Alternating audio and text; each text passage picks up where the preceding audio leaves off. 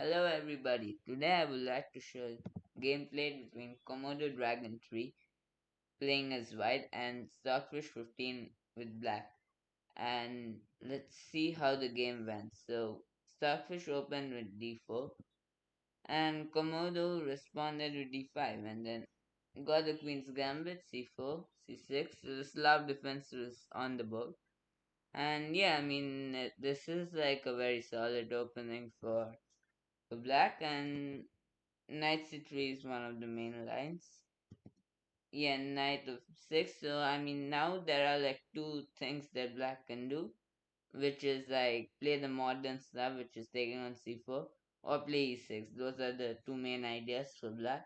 And knight f3 happened on the board, and then e6. So, Komodo is going for the semi-Slav setup, which is like relatively solid, and there's like, yeah, there's very solid, and then like bishop g5 is on the board. I think this is all theory at this point, and then h6, and then after the bishop goes to h4, black takes in c4. So this is basically the Botvinnik variation of the semi-Slav, which is giving up the pawn on c4, but to get this massive center with e4, and white claims to have some compensation because of the e4 and d4 central pawns, which like kind of compensates for this pawn sacrifice. So we got g5 on the board, which is like because e5 was a massive threat, so we had to go g5, and then like bishop g3, and now b5 was on the board. So black is a pawn now, and white has this massive center. And the engine says this is like plus 0.5, like yeah, it's relatively balanced. So bishop e2 was on the board, and now bishop b7, and then okay, white castles. Now I think that white has some chances because black's king is not really castled, and it could be a hard position for black to play because e5 is coming, and yeah. So knight e5 was played like white is like completely developed, so white can like afford to like kind of move the knight again, knight e5. So after h5, black is trying to trap the bishop with h4. This is really interesting. And after like knight takes d7, black basically has to take with the queen because if knight takes d7, there is like bishop takes h5, just losing a pawn. So queen takes d7, and then this really interesting move, queen c1. And this is interesting because I think there was a possibility to play e5 here, but it's bad because of h4. And the thing is that the knight is hanging and the bishop is hanging here. And this bishop is like more important than the knight on f6, I guess. And so that's why this queen c1 move attacks the g5 pawn. And yeah, it's like kind of hard to defend it. So queen c1 was played, then rook g8 defends it, and then like rook d1. So white is basically saying that like black is like not castle, and that could like get black into trouble. So a6, but black is still a pawn now. So it is like kind of in the balance. The engine thinks that it's like equal kind of. So h4 is on the board. So this is where like all the fireworks start happening. So bishop e5 was on the board, and then queen e7, d5. White is trying to like crack open the center, and like because this black king is in castle, black could lose this game in a few moves. So knight d7 was played. You could have taken I think, but like this is bad because again the same problem. Black's king is in castle.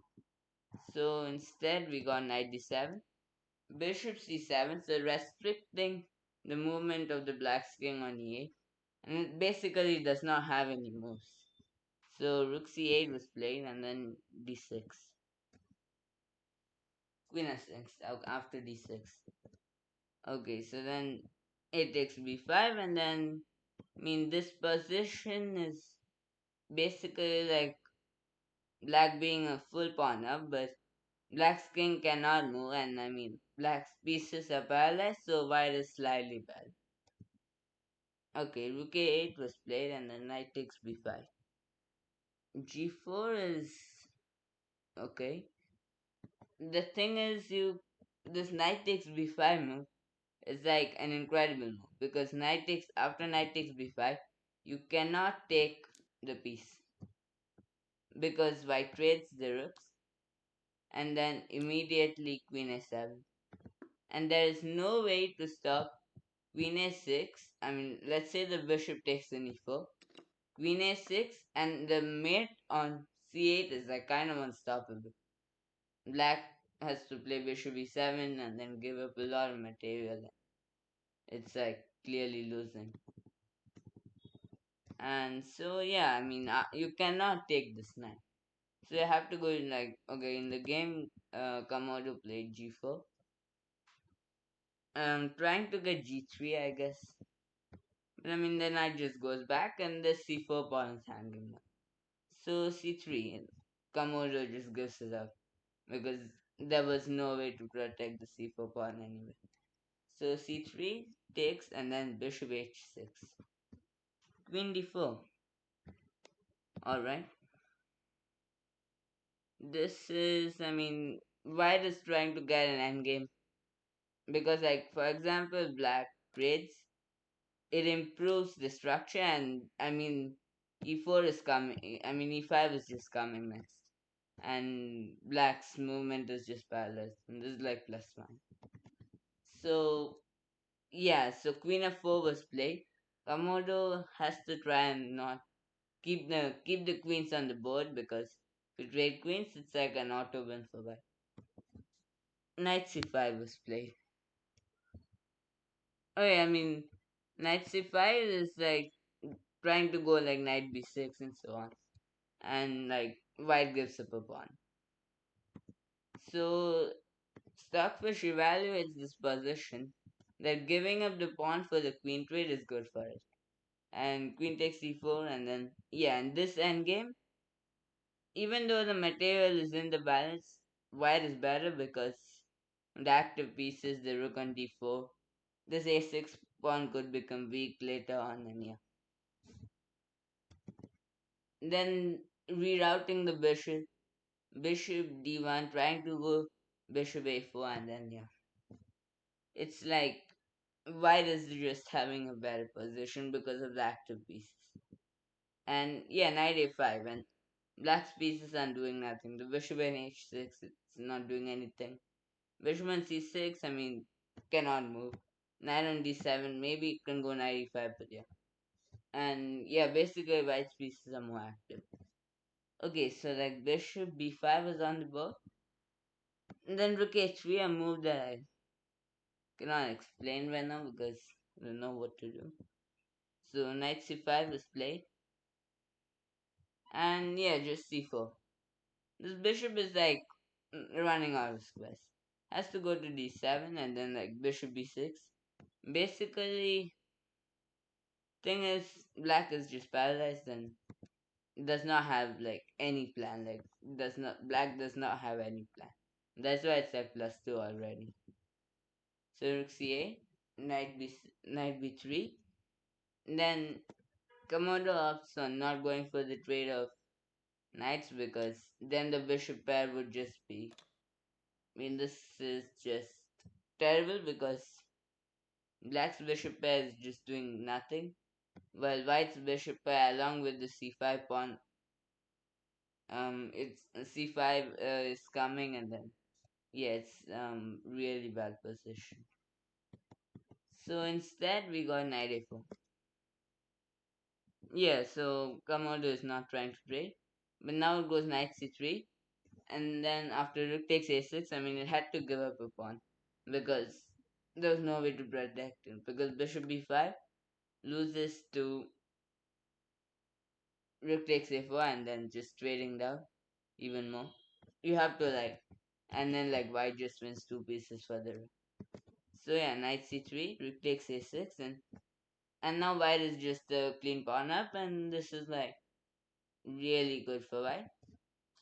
Knight a5 was played, and this is like really bad because c6 is coming, and there's really no way to protect against. So bishop g5 was tried. Rook c5, rook c4 is like a brilliant move. Because rook c4 just gives up the bishop and d1 to get this move c6. I mean, sacrificing a full bishop to get this move c6, and I mean, this is just incredible because black is up a full piece, but these d6 and c6 pawns are just moving forward, and this could just win white the game. So after bishop c6, rook c6, rook takes c6. I mean, white just trades down, and now bishop f6. I mean, black has no plan, so like bishop f6, just wait, just a waiting move basically. Bishop f6, and this move, bishop d8, another brilliant move because after bishop takes d8, knight takes d8, you cannot take the knight. Actually, like if you take the knight, there's rook a8, king d7, rook a7, king takes d6. Yeah, king takes d6, and then white just wins a rook, and this endgame is winning because the h4 pawn will fall later on because there won't be any way to protect it, and three pawns versus three pawns was plus rook, and black has like three pawns plus nine, and this is like a theoretical winning endgame.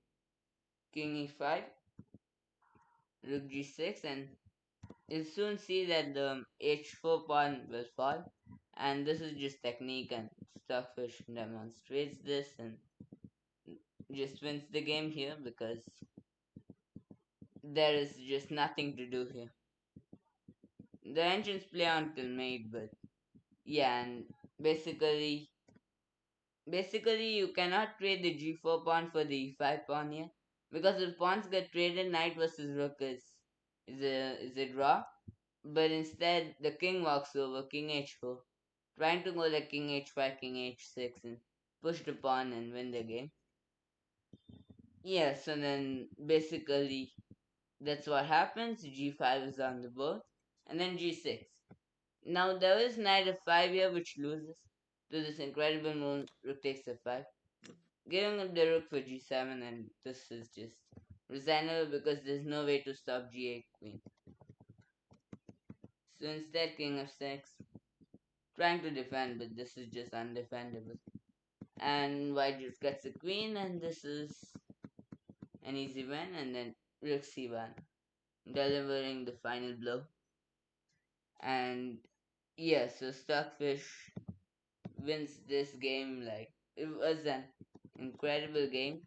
The knight takes b4 move was just incredible because it's like hard to see kind of because I mean you don't really think of a sacrifice like that here. And yeah, basically that was an incredible game by Stockfish. Yeah, and this was like all technique, rook d4, knight a5, and yeah, basically the game was. So yeah, it was an incredible game played by Stockfish 15 against Komodo Dragon 3, and hope you enjoyed. Thanks for watching, and I'll see you in another video. Goodbye.